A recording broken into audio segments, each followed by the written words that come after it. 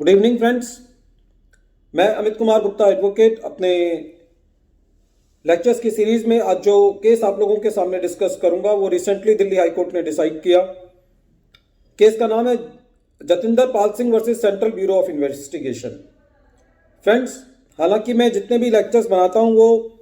सारे income tax के cases पर होते हैं मेनली, लेकिन ये केस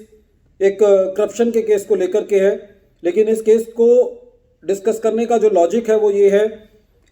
कि इस केस के अंदर जो भी टेलीफोनिक कन्वर्सेशन होती हैं उनके एज ए एविडेंस यूज करने के ऊपर बहुत डिटेल डिस्कशन जो है वो दिल्ली हाई कोर्ट ने किया। इस केस के अंदर जो फैक्ट्स हैं वो इस तरीके से हैं कि इस केस के अंदर एक आदमी ने एडमिशन कराने के लिए एमबीबीएस कॉलेज के अंदर किसी आदमी से टेलीफोनिक कन्वर्सेशन करी और उस आदमी ने वहां से रिश्वत मांगी। जिसने एडमिशन कराना था उसने वो टेलीफोनिक कन्वर्सेशन रिकॉर्ड करके एक कोर्ट के अंदर केस दायर किए करप्शन का, और जो लोअर कोर्ट थी उसने उस करप्शन के चार्जेस को ठीक माना और जो जिसकी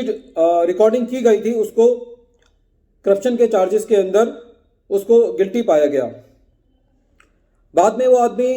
दिल्ली हाई कोर्ट गया और दिल्ली हाई कोर्ट ने टेलीफोनिक कन्वर्सेशन को एविडेंस मानने पर बहुत ही सुलझा हुआ और बहुत इंपॉर्टेंट जजमेंट दिया। दिल्ली हाई कोर्ट ने ये कहा कि आर्टिकल 27 हमारे संविधान का ये कहता है कि हर एक आदमी की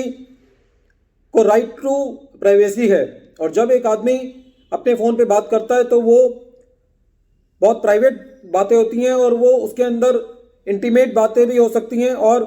कुछ ऐसी बात भी हो सकती हैं कि जो कि उसकी प्राइवेसी के लिए ज़रूरी हो। तो आप बिना परमिशन के किसी भी आदमी की कन्वर्सेशन को जो है वो टेलीफोन पे रिकॉर्ड नहीं कर सकते।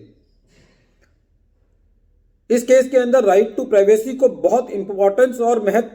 महत्ता दी गई है, और इस केस में ये कहा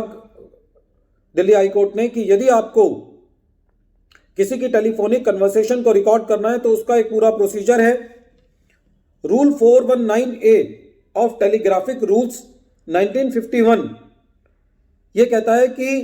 यदि आपको किसी की टेलीफोनिक कन्वर्सेशन रिकॉर्ड करनी है तो आपको पहले होम सेक्रेटरी से उसकी परमिशन लानी पड़ेगी और तभी आप उसकी टेलीफोनिक कन्वर्सेशन को रिकॉर्ड कर सकते हैं। तो इस केस में ऐसी कोई परमिशन जो है वो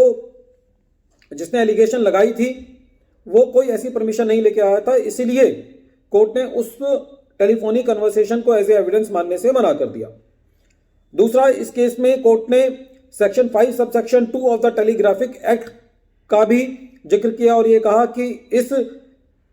सेक्शन के अंदर जो प्रोसीजर दिया गया है उस पूरे प्रोसीजर का जो है वो पालन नहीं किया गया है, इसलिए जो भी टेलीफोनिक कन्वर्सेशन पेटिशनर के अगेंस्ट इस्तेमाल की जा रही है वो वैलिड नहीं है, वो एविडेंस उसको नहीं माना जा सकता। फ्रेंड्स, ये तो एक मोटे तौर पे ये बात थी कि जिस तरीके से इस केस के अंदर हम करप्शन के केसेस के लिए टेलीफोनिक कन्वर्सेशन का यूज नहीं कर सकते यदि हमने उसके लिए प्रॉपर परमिशन ला करके उसको रिकॉर्ड नहीं किया है, तो मैं इस केस को इनकम टैक्स के केसेस के एंगल से इस तरह से देखता हूं कि कई बार हम ये सुनते हैं कि जब किसी के यहाँ सर्च हो रही है तो लोग ऐसा कहते हैं कि जिनके यहाँ सर्च हुई है उनके टेलीफोन जो है वो टैपिंग पर है और डिपार्टमेंट जो है उनको टैप कर रहा होगा। तो हर केसेस के अंदर जिस भी आदमी का फोन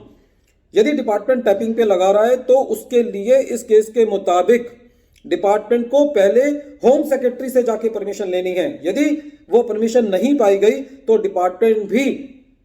चाहे वो जीएसटी का कानून हो, चाहे वो इनकम टैक्स का कानून हो या किसी अदर फिस्कल लॉस का कानून हो, वो उस टेलीफोनिक कन्वर्सेशन को इस केस के मुताबिक एसएससी के अगेंस्ट जो है वो नहीं यूज कर पाएगा। इस केस के अंदर जो एविडेंस एक्ट का सेक्शन 65B है उसका भी जिक्र किया गया। तो फ्रेंड्स, मैं इस केस को जो मेन डिस्कस करने का लॉजिक है वो ये है कि जब कभी भी डिपार्टमेंट हमारे फोन टैप करेगा या एसएससी के फोन टैप करेगा जहां पर वो उसको एज ए एविडेंस यूज करना चाहता है तो उसके लिए डिपार्टमेंट को भी पूरे प्रोसीजर्स का, चाहे वो section 5 sub section 2 of the telegraphic act हो, चाहे वो rule 419A of the telegraph rules 1951 की बात हो, तो वो सारे प्रोविजंस का पालन करके ही डिपार्टमेंट एसएससी का फोन भी जो है वो टैप कर सकता है, अदरवाइज नहीं कर सकता। फ्रेंड्स, इस केस का एक और पहलू ये था कि इसके अंदर जो सीबीआई ने चार्जशीट फाइल की एक्यूज के अगेंस्ट, उसके अंदर चार्जशीट फाइल करने से पहले उन्होंने जो सीबीआई के जो डायरेक्टर थे उनसे परमिशन नहीं ली। तो इस बात का भी पिटिशनर ने अपने पिटीशन में हवाला दिया था और ये पाया गया कि जो चार्जशीट फाइल की गई वो सीबीआई के डायरेक्टर की परमिशन के बिना की गई, इसलिए वो कंप्लेंट जो है वो वैलिड नहीं है। वहां पे भी एक प्रोसीजर लैप्स पाया गया और कोर्ट ने ये कहा कि 10 सालों से आप किसी के अगेंस्ट करप्शन चार्जेस जो है वो चला रहे हैं और जो मेन एक्यूज्ड है वो बरी हो चुका है, तो यहाँ पे और उसका हरेसमेंट जो है वो नहीं किया जाना चाहिए। Friends, according to me this case is very important in dealing the income tax and GST matters also.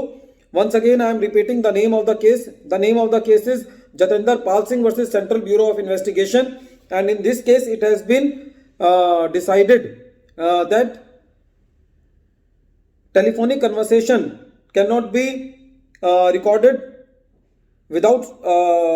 following a procedure, and if those recordings are done, then that cannot be used as a evidence against the person whose recording has been done by the any person, whether it can be department, whether it can be any complainant or any person. Friends, I hope that this case will be very important in dealing in those cases where the telephonic conversation are used as a evidence against a person.